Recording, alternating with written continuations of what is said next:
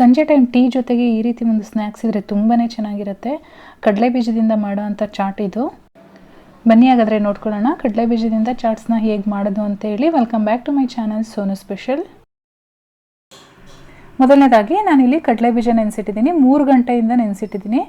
ನೀವು over night ನೆನೆಸಿದ್ರೂ ಆಗುತ್ತೆ. ನಾನು ಒಂದು 3 ಗಂಟೆಗಳ ಕಾಲ ನೆನೆಸಿದ್ದೀನಿ. ಈಗ ನೆಂದಿರೋ ಅಂಥ ಕಡಲೆ ಬೀಜನ ಒಂದು ಕುಕ್ಕರ್ಗೆ ಸೇರಿಸ್ಕೊಂಡು 4ರಿಂದ 5 ವಿಷಲ್ನ ಕೂಗಿಸ್ಕೊಳ್ಬೇಕು. ಕಡಲೆ ಬೀಜನ ನಾವು ತುಂಬಾ ಸಾಫ್ಟಾಗಿ ಅಂದರೆ ಮೆತ್ತಗೆ ಬೇಯಿಸ್ಕೊಳ್ಬೇಕಾಗತ್ತೆ. ಹಾಗಾಗಿ ಒಂದು 5 ವಿಷಲ್ನ ಕೂಗಿಸ್ಕೊಳ್ಬೇಕು. ಅಕಸ್ಮಾತ್ ನೀವೇನಾದರೂ ಕಡಲೆ ಬೀಜ ನೆನೆಸಿಲ್ಲ ಅಂತ ಅಂದರೆ ಒಂದು 6ರಿಂದ 7 ವಿಷಲ್ನ ಕೂಗಿಸ್ಕೊಳ್ಬೇಕಾಗತ್ತೆ. ನಾನಿಲ್ಲಿ 1 ಕಪ್ ಕಡಲೆ ಬೀಜಕ್ಕೆ 1.5 ಕಪ್ಪು ನೀರನ್ನು ಸೇರಿಸ್ಕೊಳ್ತಾ ಇದ್ದೀನಿ. ಜೊತೆಗೆ ರುಚಿಗೆ ತಕ್ಕಷ್ಟು ಉಪ್ಪನ್ನು ಹಾಕ್ಕೊಳ್ತಾ ಇದ್ದೀನಿ.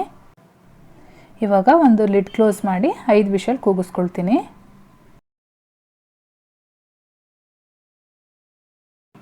5 ವಿಷಲ್ ಆದಮೇಲೆ ನಾನು ಒಂದು ಬೌಲ್ಗೆ ಟ್ರಾನ್ಸ್ಫರ್ ಮಾಡ್ಕೊಂಡಿದ್ದೀನಿ. ನೀವು ನೋಡ್ತಾ ಇರ್ಬೋದು ಎಷ್ಟು ಸಾಫ್ಟಾಗಿ ಬೆಂದಿದೆ ಅಂತೇಳಿ.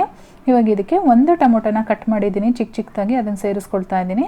ಹಾಗೆ 1 ಈರುಳ್ಳಿನ ಕಟ್ ಮಾಡಿಕೊಂಡು ಅದರಲ್ಲಿ ಒಂದು ಅರ್ಧನ ಸೇರಿಸ್ಕೊಂಡಿದ್ದೀನಿ. ಚಿಕ್ಕದಾಗಿ ಕಟ್ ಮಾಡ್ಕೊಳ್ಬೇಕು.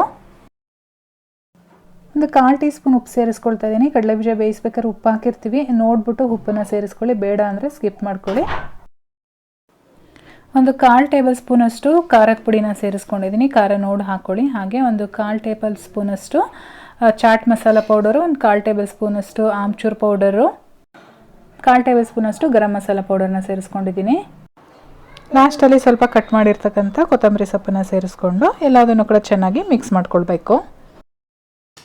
ಸಂಜೆ ಟೈಮ್ ಏನಾದರೂ ತಿನ್ನಬೇಕು ಅನ್ನಿಸ್ದಾಗ ಈ ರೀತಿ ಒಂದು ಚಾಟ್ ರೆಸಿಪಿನ ಮಾಡಿ, ತುಂಬಾ ಚೆನ್ನಾಗಿರುತ್ತೆ. ರೆಸಿಪಿ ಇಷ್ಟ ಆಗಿದ್ರೆ ಲೈಕ್ ಮಾಡಿ, ಹಾಗೆ ಸಬ್ಸ್ಕ್ರೈಬ್ ಮಾಡ್ಕೊಳ್ಳೋದಂತೂ ಮರಿಬೇಡಿ. ನಾನು ಮತ್ತೆ ಸಿಗ್ತೀನಿ ಮುಂದಿನ ವೀಡಿಯೋದಲ್ಲಿ. Thank you.